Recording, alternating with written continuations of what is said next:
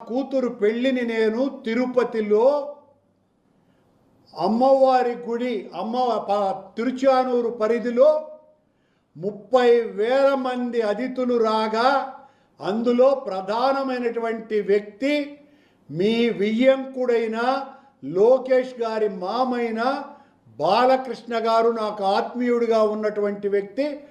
ఆయన వచ్చి నా కూతురు పెళ్ళికి అక్షింతలు వేసినారు.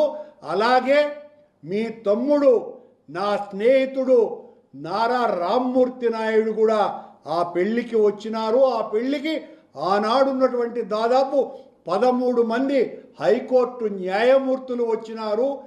నేను నా కూతురు పెళ్ళిని హిందూ సాంప్రదాయం ప్రకారమే చేసినానని ఆ దేవదేవుని సాక్షిగా ప్రమాణం చేస్తున్నా. నా వియ్యంకులు చేసినటువంటి పెళ్ళికి నేను నా కూతురు తండ్రిగా హాజరైనాను. ఇక్కడేం దాచుకొన్నాను, మీలాగా అబద్ధాలు చెప్పేటువంటి మనిషిని కాదు. నా కూతురు పెళ్ళి నేను హిందూ సాంప్రదాయం ప్రకారం ఆలయ ప్రధాన అర్చకుడి దగ్గర నుంచి తిరుమల వేద పారాయణదారులందరూ వచ్చి నా కూతురు అల్లుడిని ఆశీర్వదించినారు దేవదేవుని సాక్షిగా. ఆ పెళ్లిలో వేద మంత్రోచ్చారణల మధ్యన నా కూతురి పెళ్లి జరిపినాను. మీరు శాసనసభలో ఆ ఫోటో వేసి నన్ను క్రిస్టియన్గా మీరు చూపిస్తే, చంద్రబాబు గారు ఇదిగో మీరు బైబిల్ పట్టుకొని ఉన్నారు, మీరు బైబిల్ పట్టుకున్నారు కాబట్టి నేను క్రిస్టియన్ అంటే, నన్ను క్రిస్టియన్ అంటున్నారు కదా మీరు, మరి మీరు బైబిల్ పట్టుకున్నారు. ఇదిగో 1 కాదు 2 కాదు, సాక్ష్యాలు కోకొల్లలుగా ఉన్నాయి. కోకొల్లలు.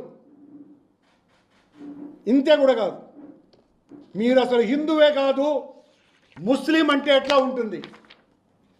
చంద్రబాబు గారు ఈ ఫోటోలను చూసి, మరి పవన్ కళ్యాణ్ గారి 3వ భార్య ఓ క్రిస్టియన్ కదా, మరి పవన్ కళ్యాణ్ గారు సనాతన ధర్మ పరిరక్షకుడిని పెద్ద హిందువునని చెప్పుకుంటున్నారే, మరి ఆయన్ను క్రిస్టియన్ అనండి. మరి నన్ను ఎలా అంటారు క్రిస్టియన్ అని? మీరు క్రిస్టియన్ చెప్పే ఈ కరుణాకర్ రెడ్డి చేసినటువంటి హైందవ ప్రచారం ఇప్పటి వరకు పాలక మండళ్ల చరిత్రలో ఏ ఒక్క అధ్యక్షుడు చేయలేదని ఛాలెంజ్ విసిరి చెప్తున్నా. నా సవాలును స్వీకరించి మీరు ఎవరు పంపించినా మీ పాలనలో హైందవ ప్రచారం ఎలా జరిగింది, నేను ఎలా హైందవ ప్రచారం చేసినాను అన్నటువంటి విషయాల్ని సుస్పష్టంగా చెప్పదలుచుకున్నా. ఇన్ని రకాలైనటువంటి అబద్ధాలు. ఈయన మరి లోకేష్ ముసల్మానా? చూడండి ఎంతగా ఆయన వంగి ఏ రకంగా ఫోటోలు. మరి ఇన్ను ముస్లిం అనాలనా? లోకేషా సలాం బాయా?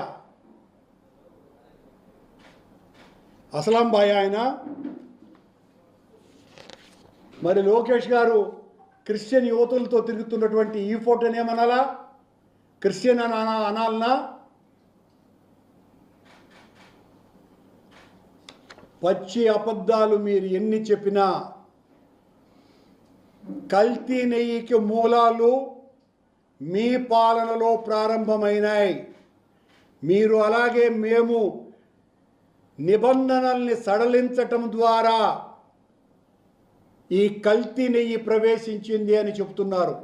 నిబంధనల్ని సడలించటం ద్వారా వచ్చినటువంటి ఒక్క ఛాలెంజ్, మళ్ళీ ఒక్క డైరీ సంస్థను చూపండి.